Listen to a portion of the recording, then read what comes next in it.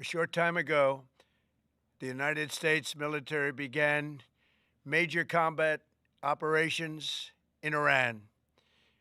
Our objective is to defend the American people by eliminating imminent threats from the Iranian regime, a vicious group of very hard, terrible people.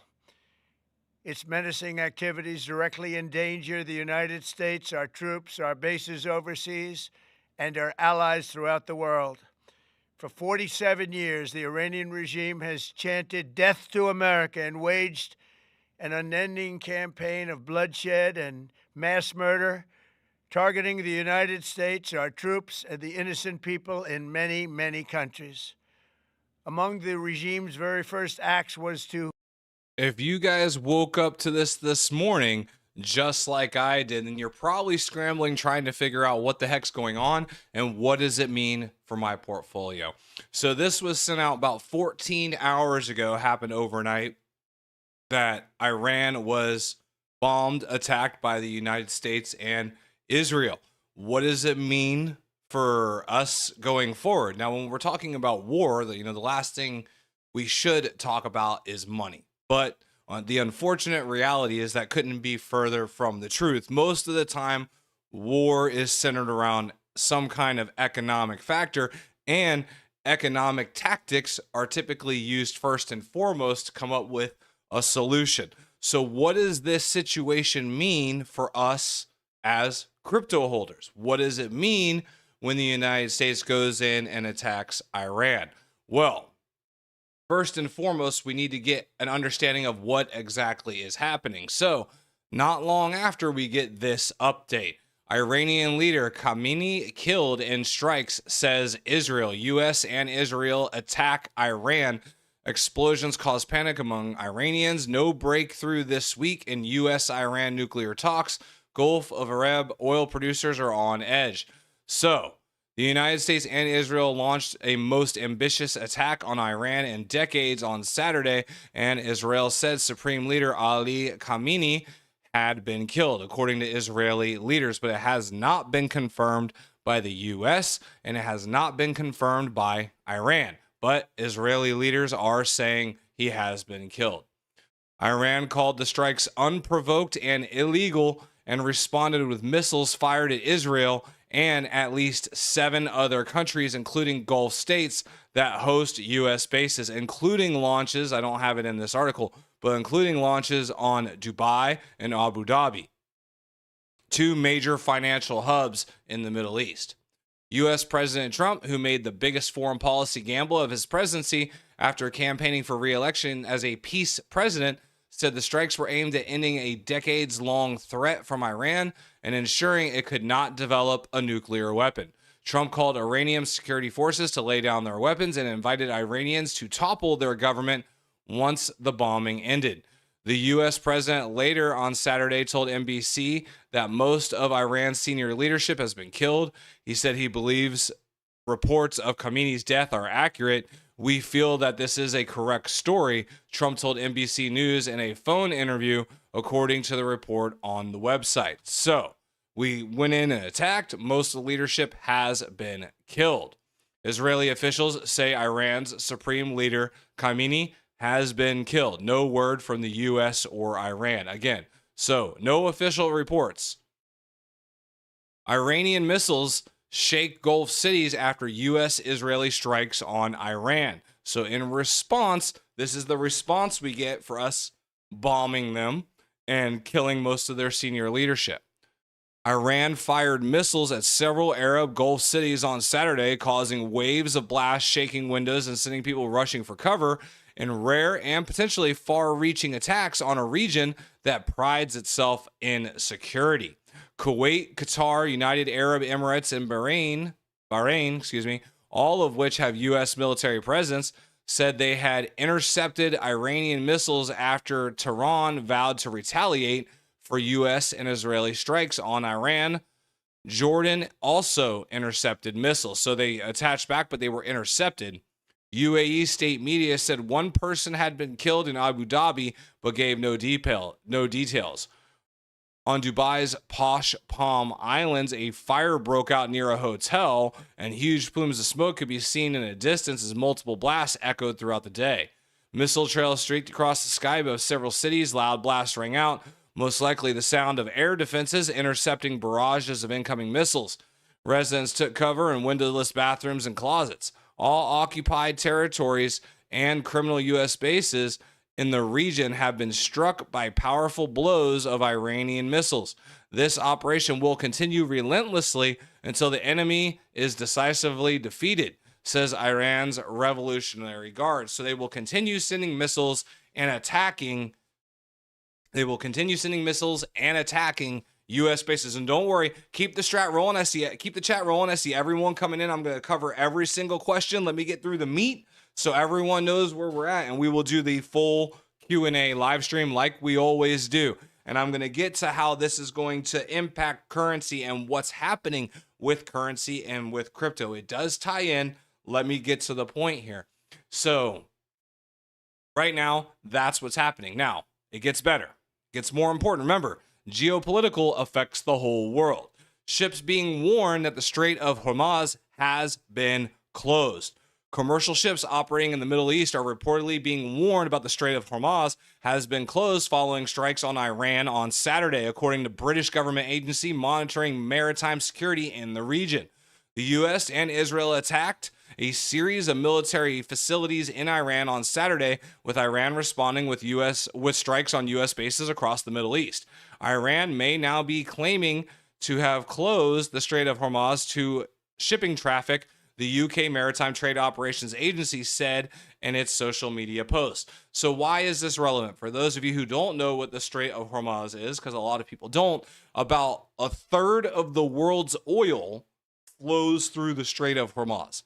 So in regards to this, right, in regards to this attack, in regards to the strait being closed, what happens? Well, oil gapped up. And in response to that, Bitcoin crashed. Now, Bitcoin crashes, oil gapped up. The first thing to go whenever there's geopolitical uncertainty is what has the best liquidity. 24 hours, 24-hour trading is now live on Bitcoin and tokenized assets. So when this strike happened, we saw an immediate decline in Bitcoin, as well as an immediate uptick in tokenized gold, because you could buy tokenized gold 24/7 now. So we saw an immediate rotation out of Bitcoin into tokenized gold, and then Strait of Hormuz, people were finally able to digest all of the information, right? So with the Strait of Hormuz being closed, this brings back inflation risk. This brings back more uncertainty, more geopolitical risk. Inflation risk means better chance of rate cuts. So risk on assets recovered. That's exactly, I know it makes absolutely no sense, but I promise you that's why it happens that way. So now it's also important to note, during geopolitical uncertainties, Bitcoin will recover stronger than altcoins. Just how it's going to work, it's due to certainty, it's due to risk. So Bitcoin will recover stronger than altcoins, and we're seeing that play out. You can look at XRP. Now, XRP didn't take a big hit. Bitcoin fell almost $3,000 on that move and recovered it all. XRP's pattern looks similar, but it fell to $1.28. It only fell 10 cents, and it's recovered not even 10 cents, fell like 8 cents. So the moves on XRP are becoming less volatile, I've noticed, which is really, really good. And for those of you who may be new to the stream, yes, we do follow crypto. We follow Bitcoin's price, but I hold XRP, Canton Network, Chainlink, HBAR, and Ondo. But we do have to have an idea of what's happening with Bitcoin, because all currencies follow Bitcoin. But we also need to have an idea of what's going on in the overall market, because Bitcoin's really not the one in charge. Bitcoin follows the overall market. So we have to have a good understanding of what we're looking at so we know what's going to happen, where we're going, because we're about the long view, right? What's going to happen 5 years from now, 10 years from now, not necessarily the daily price action.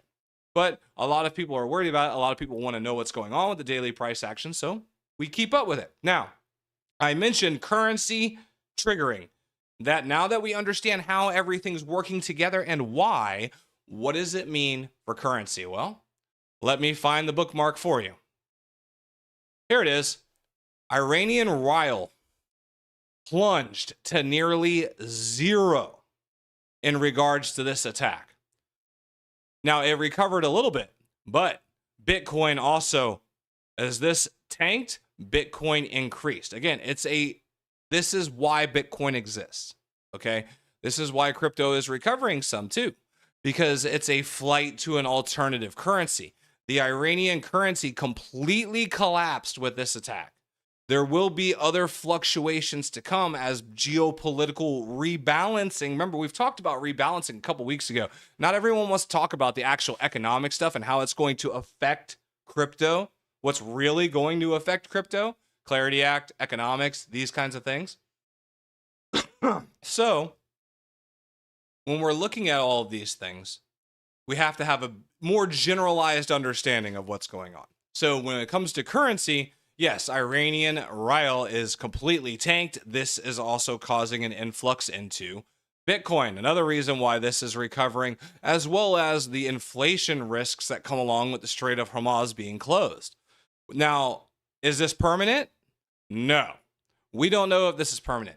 We're going to see what's going to happen on Monday when the oil markets react and what actually happens with the Strait of Hormuz and those things going forward. We're not going to have a really clear idea until we see how things shake out on Monday, Tuesday, and see how this thing plays out. Now, we do have more information than just what's going on in Iran. So I'm going to cover all that, but let me talk to you guys in the chat. Make sure to keep the chat rolling.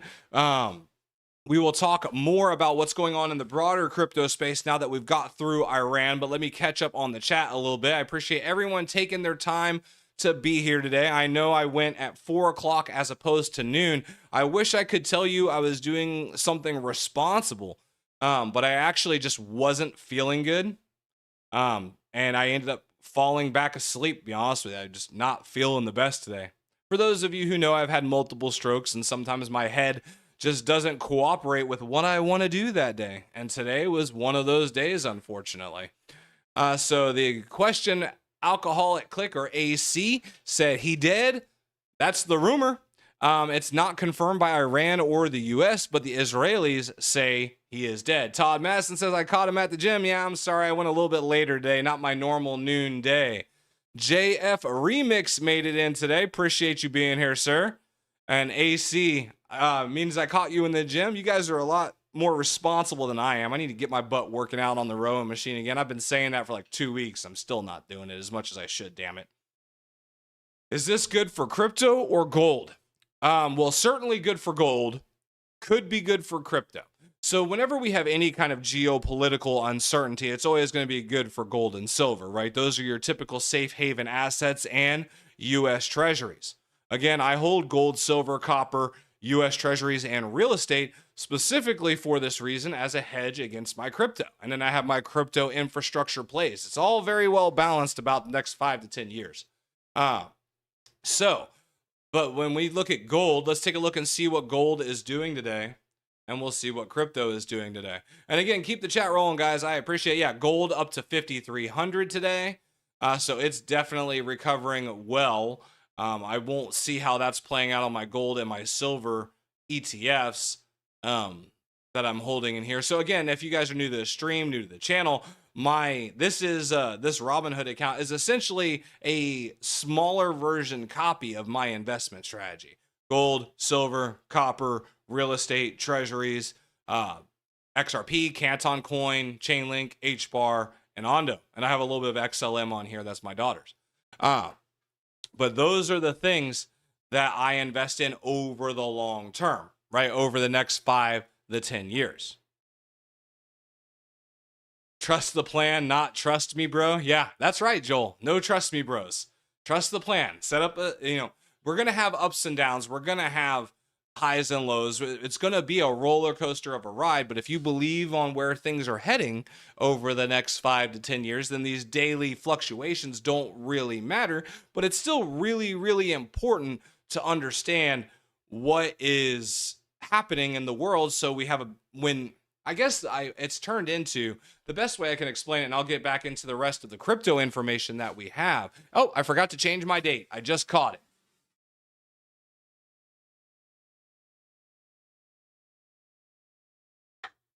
There we go.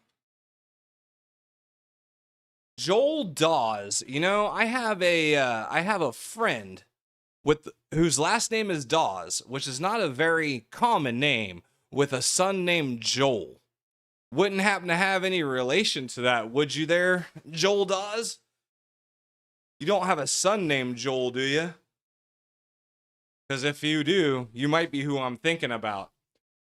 And then you know who I am if that's the case. Probably not. Where are you from, Joel? Where's Joel Dawes from? I wonder.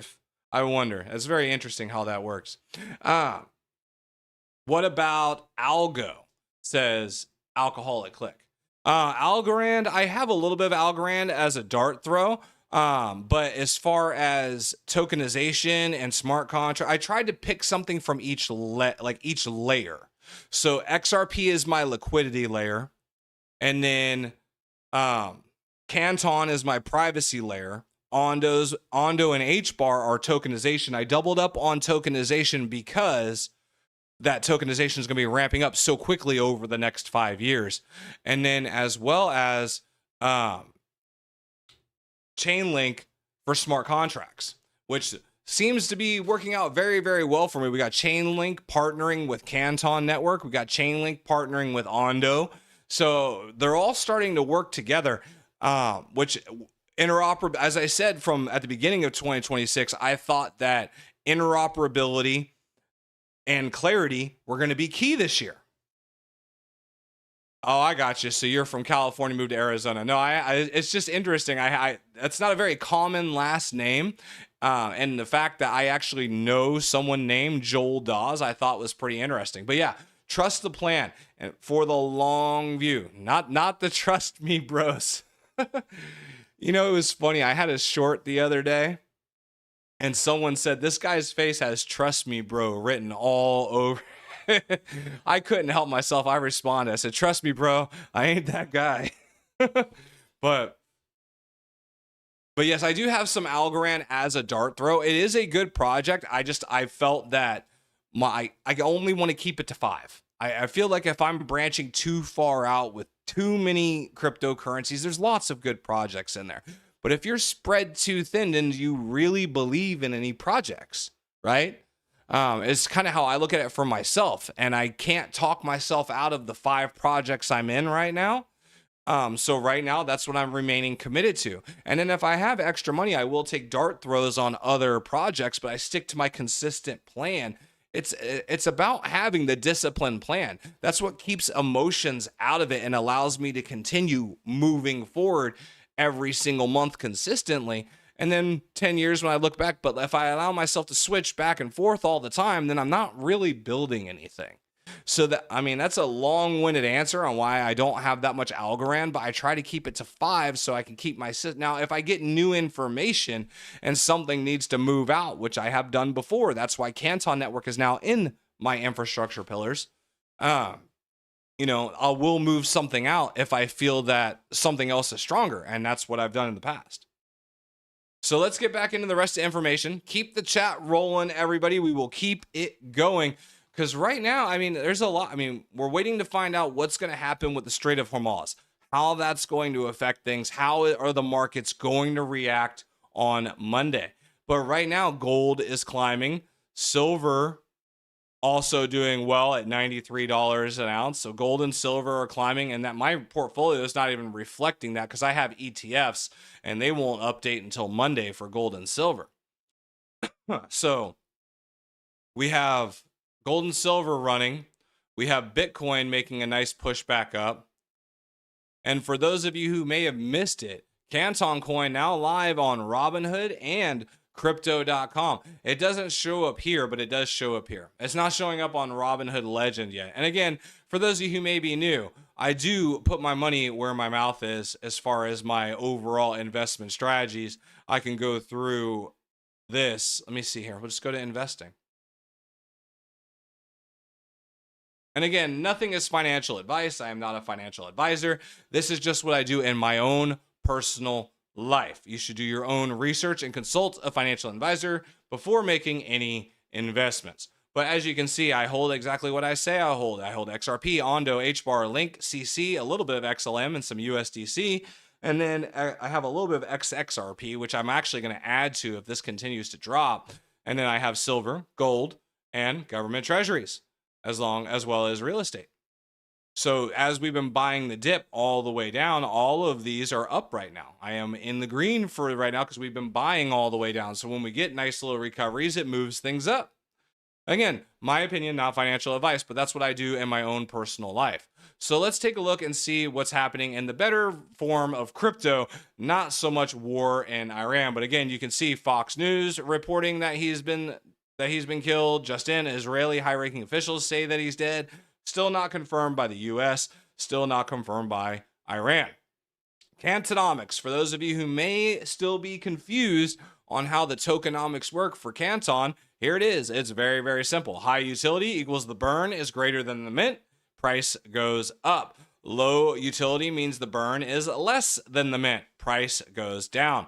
The target equilibrium is 2.5 billion per year. Is their equilibrium for the burn mint to reflect a current price? So as utility moves above 2.5 billion per year burned, price will go up. And again, think of the trillions and trillions and trillions. Hormuz, thank you. Hormuz, thank you, Quelly. I pray, or Kelly. So,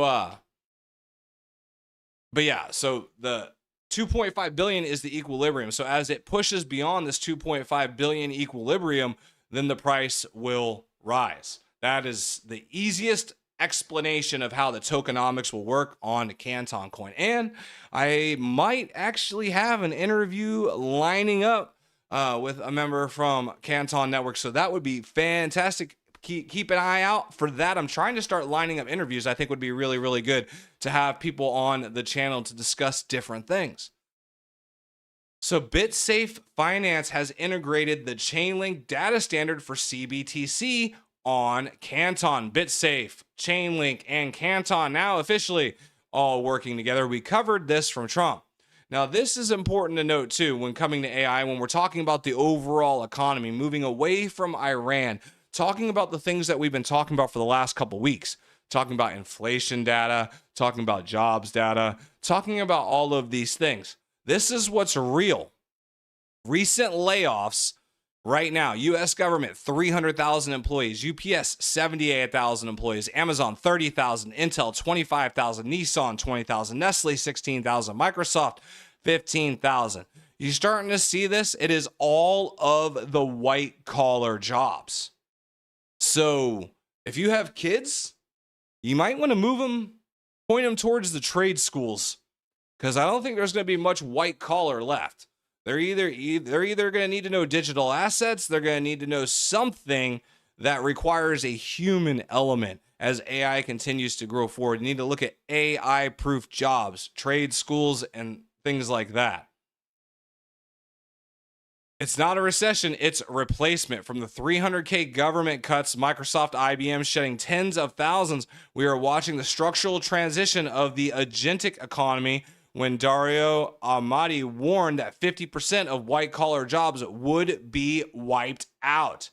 Again, talking about AI, it is not good. Not a good thing, my friends.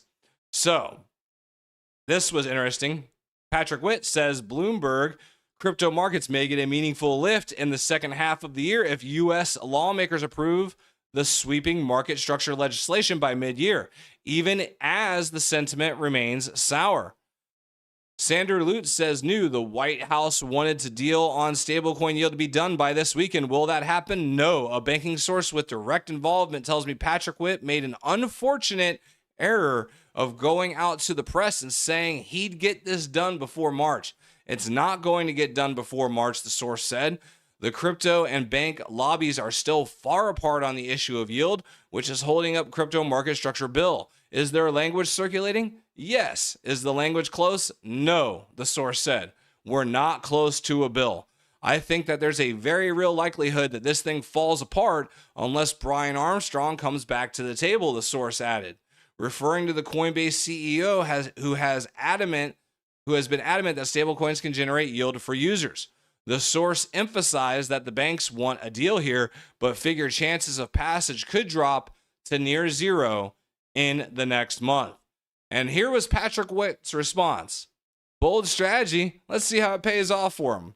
Now, if you've been around long enough, anytime someone says that from the position of someone getting called out, that's an awfully confident statement. Does that mean that the Clarity Act's going to be passed today? No. Does that mean they're going to come up with an agreement soon? Possibly. I mean, to come up and say that, he feels pretty confident. But again, we're reading tea leaves of tweets. I mean, this is speculative as it gets. Another listing for CC, says Zach Recker. Yep, we were there. Crypto.com. A little late, but that's okay. And then more hardware wallets coming available for Canton Network. Here you are. I retweeted this. Again, you can follow me on X at Longview Crypto if you want all of this information before it goes to stream. I do retweet it. Let me get a drink here. But these are the hardware wallets that are available on Canton. Wall Street giant Morgan Stanley has filed with the US OCC for a de novo National Trust Bank charter in order to custody crypto. The company said it will use the new entity to conduct trading and facilitate tracking for its investment clients. So JP Morgan wanting to move into crypto. And then we are into the information now from yesterday. But if you missed it, this is what Brad Garlinghouse had to say about the switches for XRP. There's not one switch. There's 100 switches. There's 1,000 switches. And it's all of these little switches. And bit by bit by bit until it really does, I think, have an exponential impact. And I think you're starting to see that. It's taken a little longer in some cases.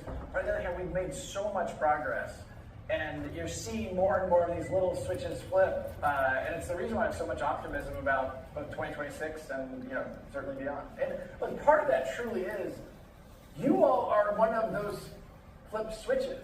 Like seeing the passion in Australia, seeing the passion, we're on a kind of a world tour right now. And like it's awesome. And each of these individual things and the advocacy and clarifying and debunking the FUD and the misinformation, like it's all part of the number of switches that are being flipped. And I think at some point you're going to feel like, oh my gosh, the switch did get flipped.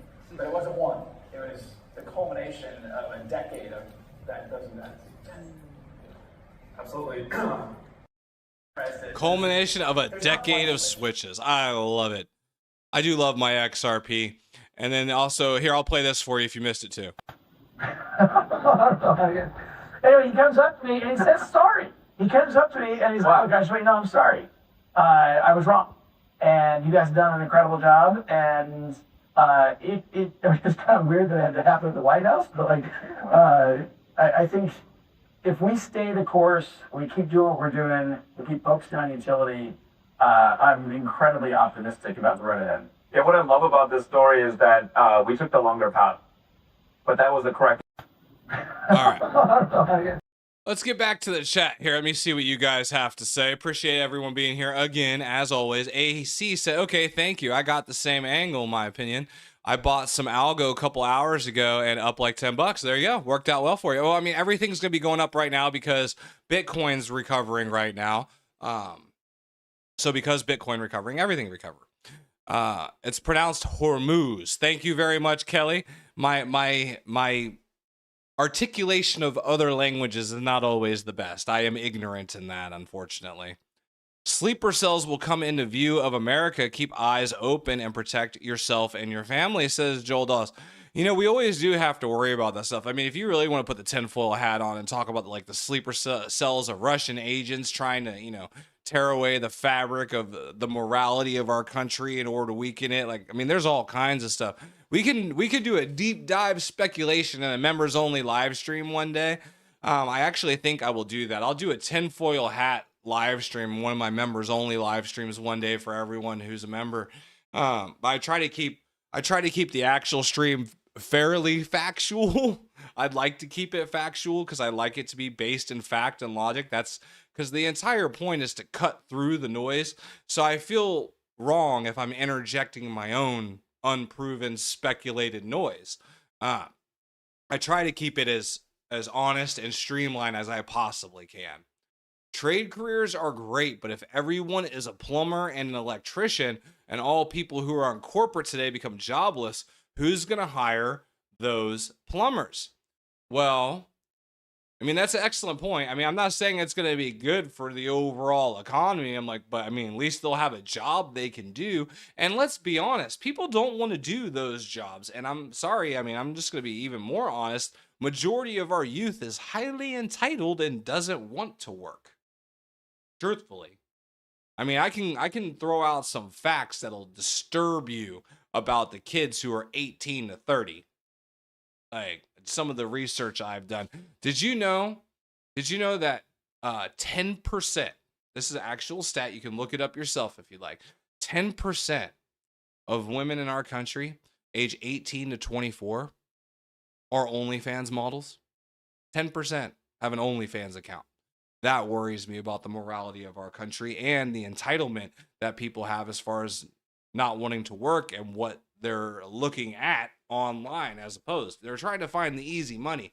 But I mean, people don't want to work, unfortunately, and here I am wanting to work and can't. And that's what I've been trying to teach my daughter. I'm like I don't know what you're gonna do, but if you're willing to work, you'll win. Anyone who's willing to go out and put in the work will win right now. I mean, so I worry about the morality of our country. I worry about the economics of our country. And I really got into economics and finance because I was worried about the longevity of my family and how our country and how the world is moving forward. Not just, morality wise and economically wise, but we're moving into a world where no one's going to own anything and they're going to be completely happy about it, right? Where you're going to have supplemental income and have no life purpose because you have no work. You have nothing to do. And then you get depressed. And I mean, we have to have a purpose. I mean, that's part of our us as human beings is we have to have a purpose, right? A reason to live, a reason to work, a reason to move forward. And if you don't have a purpose, you're going to fall apart into depression. I mean, that's just me. So, and honestly, we saw that video about AI, which is really scary. I'll pull it up as we're talking about this because I don't think this exact thing is going to happen, mind you, but it is scary to think about when you think about some of the stuff that's out there that can happen. And we see things like this, and it definitely makes me think it's possible. Let me pull it up here for you. We looked at it yesterday, but this right here, this is fake. This is fake, by the way. Kind of people had lost their jobs. They had no money, no purpose, but they had a lot of time on their hands. The less people actually did physical work, the more they wanted to appear as if they did. What if we could use the energy of humans to power the machines that took away their jobs?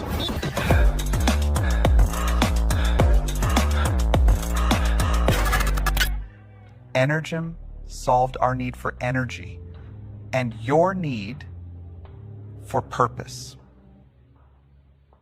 Now, obviously, this is fake. This isn't real. But, and when we would talk about the Matrix, I mean, this is how this stuff actually happens. All right, let's have some fun and we'll get back in the chat.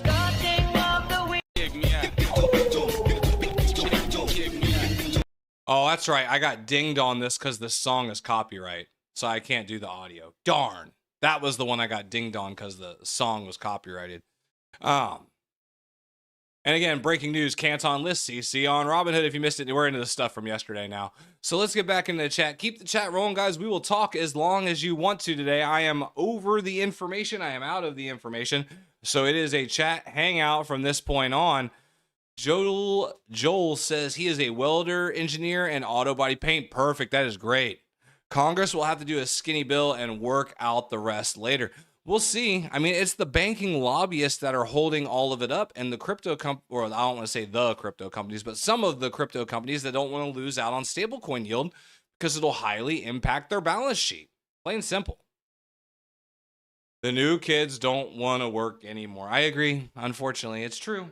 I have to agree with you. You're 100% right about this generation. Thanks, Kelly. Yeah, I mean, I wish I was wrong. I wish I was wrong about this generation.